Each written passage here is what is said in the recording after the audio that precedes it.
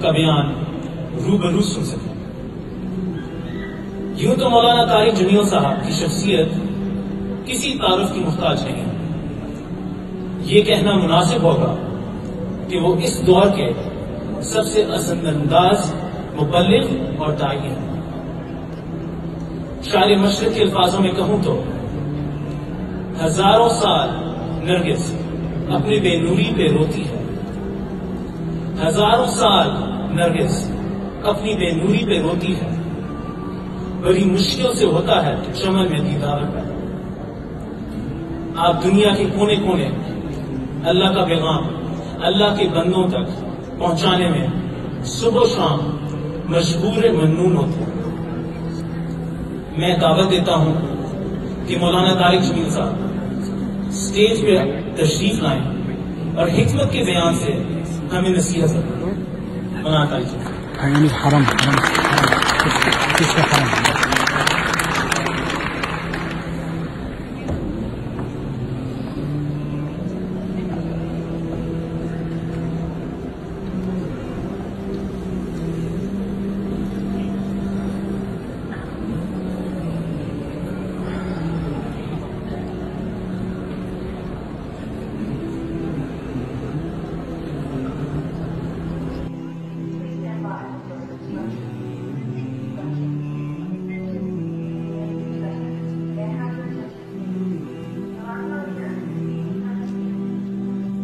کائنات کا بنانے والا اللہ ہے۔ ان ربکم اللہ رب اللہ کون الذی خلق السماوات والارض، اس نے زمین آسمان کو بنایا، والارض بعد ذلک دحاها، اس نے زمین کو بچھایا، رفع سمکہا فسواہا، جس نے آسمان کو بلند کر کے اس کی چھت کو برابر کیا، زمین سے اخرج منہا ماءہا ومرعاہا، وہ اللہ جس نے زمین سے چارے اور پانی کو نکالا، والجبال ارساہا، وہ اللہ جس نے پہاڑوں کو گاڑا، متاعا لکم ولانعامکم، ہمارے لیے ہمارے جانوروں کے لیے، انا سببنا الماء صبا، وہ اللہ جو بارش برساتا ہے، ثم شققنا الارض شقا، جو زمین کو پھاڑتا ہے، فانبتنا فیہا حبا وعنبا، جو اس میں سے پھل پھول نکالتا ہے، وہ اللہ جو یرسل الریاح مبشرات، جو ہواؤں کو لاتا ہے، والسحاب المسخر بین السماء والارض، زمین آسمان کے درمیان بادلوں کو کھڑا کرتا ہے۔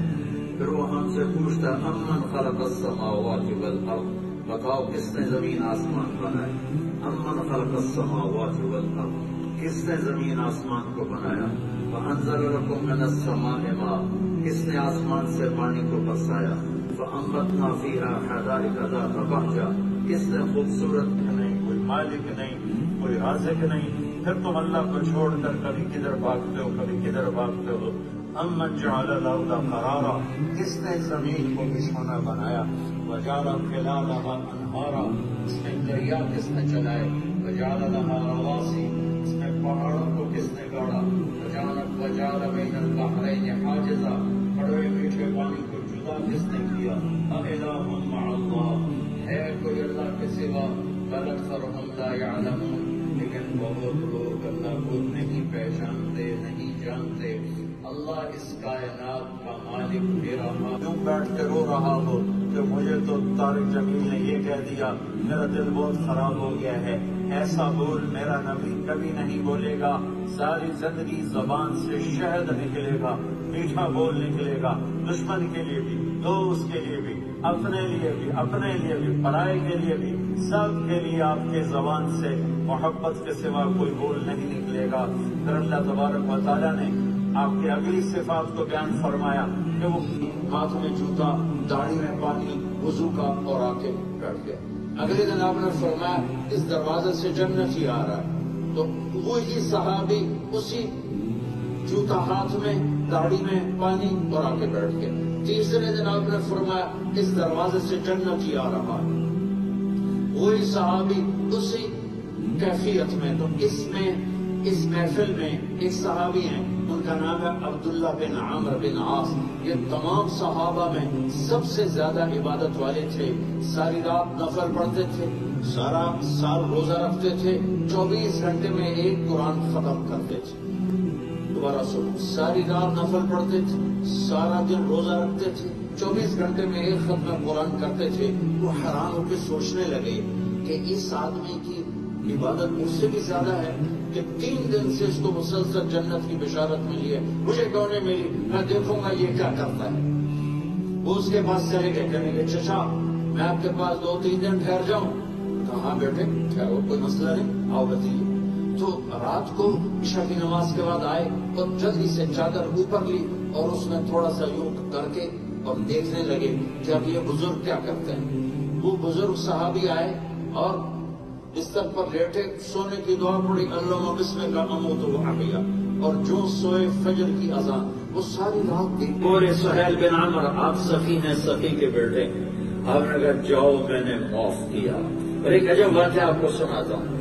مکہ میں آپ جب تھے تو عثمان بن طلحہ، ابی طلحہ، ان کے پاس بیت اللہ کی چابی تھی.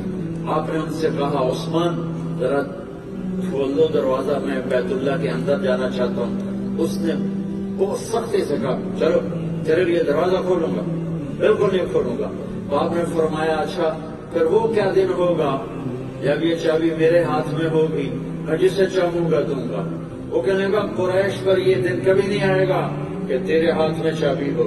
مکہ فتح ہوا تو آپ نے فرمایا عثمان بن ابی طلحہ کو ڈھونڈو اور جاؤ اسے چابی بھی لے کر آؤ. تو حضرت علی گئے، ان کو ڈھونڈتے ڈھونڈتے وہ گھر میں چھپے ہوئے تھے، ان سے چابی بھی چھینی اور ان کو گھسیٹ کر لائے اور چابی اللہ کے نبی کو دی. اب کیا کرنا چاہیے تھا کہ آپ کہتے ہیں اس کا سر اڑاؤ.